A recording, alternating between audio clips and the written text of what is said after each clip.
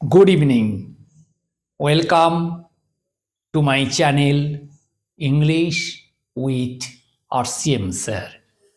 Today's our topic is the same topic, voice change, how to change voice from active to passive. But there are some peculiar or uncommon or typical examples of voice.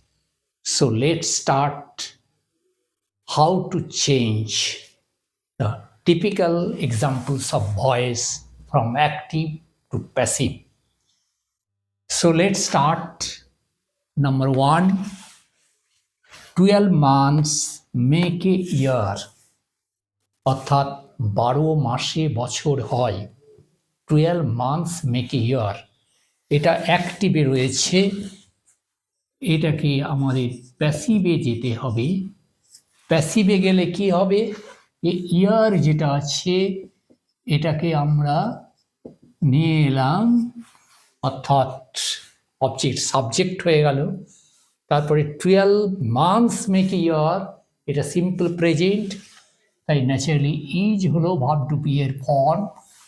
তারপরে মেকটা past participle হলো, অর্থাৎ make, made, made, সেই made চলে এলো। তারপরে মেডের পরে অফ হয় একটা প্রিপোজিশন, ওয়েভ অফ, সেই অফ দিলাম, অফ 12 মান্থস, অর্থাৎ এখানে কোনো প্রিপোজিশন বাই কিছু বসলো না।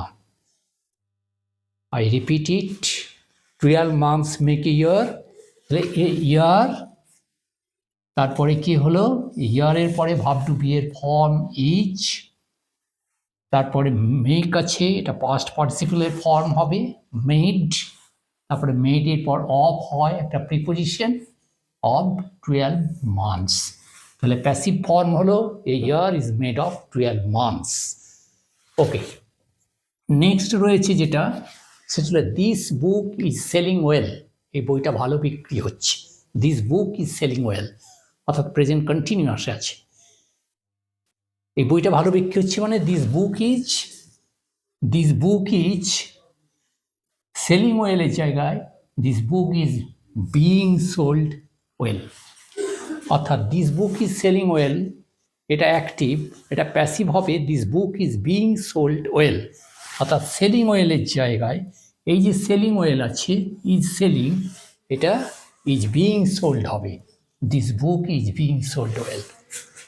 নেক্সটে চলে যাচ্ছি, those who live in glass houses, যারা কাঁচের ঘরে বাস করে, শুড নট থ্রো স্টোনস, তাদের পাথর ছোড়া উচিত না, অ্যাট আদার্স, অপরের দিকে।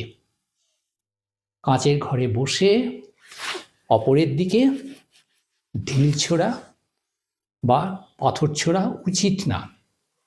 আমরা এই জায়গাটা অনেকটা বড় সেন্টেন্সটা, আমরা কিভাবে এটাকে সাজিয়েছি, আমরা সাজিয়েছি স্টোনস, অর্থাৎ এখানে এই যে স্টোনস, এই যে স্টোনস, কি ছোড়া উচিত না, স্টোনস, এই স্টোনস যেটা, তার মানে পাথর ছোড়া উচিত না, এটা হবে stone should not be thrown, পাথর ছোড়া উচিত না, যেটা বললাম একটু আলাদাভাবে বাংলায় এটাকে বলার সময় বলে ফেলেছি, সেটাই এটা রিপিট করলাম, যে stone should not be thrown, should not be thrown, অর্থাৎ বি হবে আর থ্রোন হবে, should not be thrown at others, অপরের প্রতি, stone should not be thrown, উচিত নয় অ্যাট আদার্স, অপরের প্রতি ছোড়া, বাই দোজ, তাদের কাছে, হু live in glass houses, who live in glass houses, এইভাবে এলো। তার মানে যারা কাঁচের ঘরে বাস করে তাদের অপরের প্রতি ঢিল ছোড়া উচিত নয়, তার মানে পাথর ছোড়া উচিত নয় তাদের কাছে যারা কাঁচের ঘরে বাস করে। Stone should not be thrown at others by those who live in glass houses. Next চলে আসি, পিপল সাপোজ, লোকেরা মনে করে, that he is in Delhi, সে দিল্লিতে রয়েছে। পিপল সাপোজ, পিপলের মনে হয়, জনগণের মনে হয়, মনে করে যে that he is in Delhi, সে দিল্লিতে আছে, এটা অ্যাক্টিভ।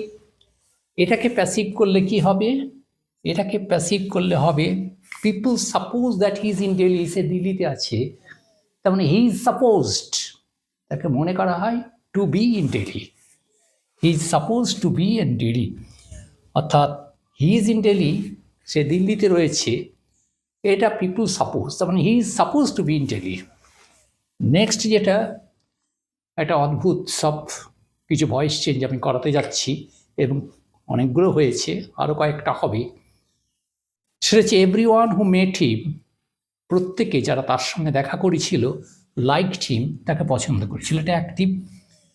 প্রত্যেকে যারা তার সঙ্গে তাকে দেখা করেছিল, হু মেট হিম, লাইকড হিম, পছন্দ করেছিল। তাহলে আমরা এই যে করার সময় আমরা অবজেক্ট বের করি সবসময় ভয়েসে, সাবজেক্ট এবং অবজেক্ট বের করি। এভরি ওয়ান যদি আমাদের হয়, এভরি ওয়ান যদি আমাদের সাবজেক্ট হয়, তাহলে অবজেক্ট নিশ্চয়ই হিম হবে।